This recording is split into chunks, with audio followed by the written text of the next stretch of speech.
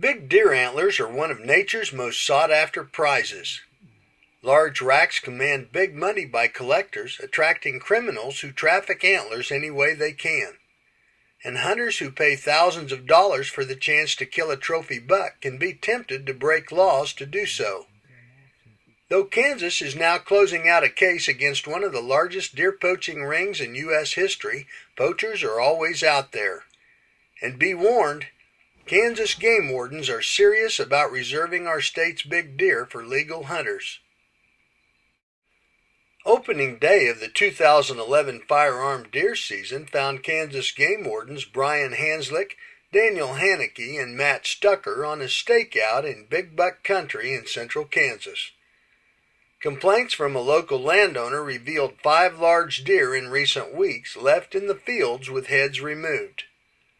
It was a prime location for a sting. Using aircraft, spotlighters were caught there just last week, but there was reason to believe that others were involved.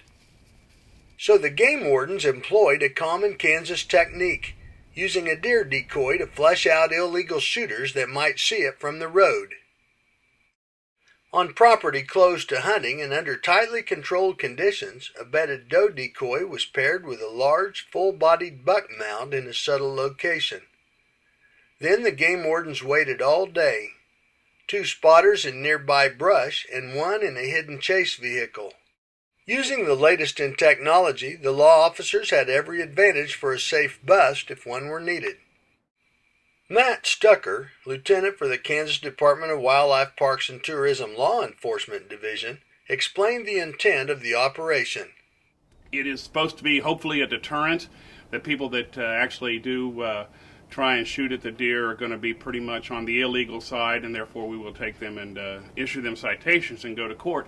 And then hopefully they'll realize that they shouldn't be doing that and talk to their friends, and we end up stopping the illegal activity in an area like this.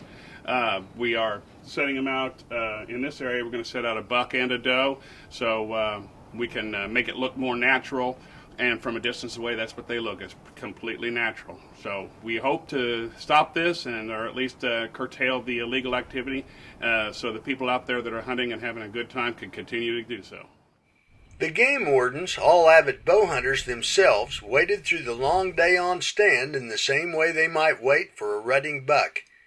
And like most days, nothing came close. A number of passing vehicles never stopped, though some tapped their brakes when they saw the deer.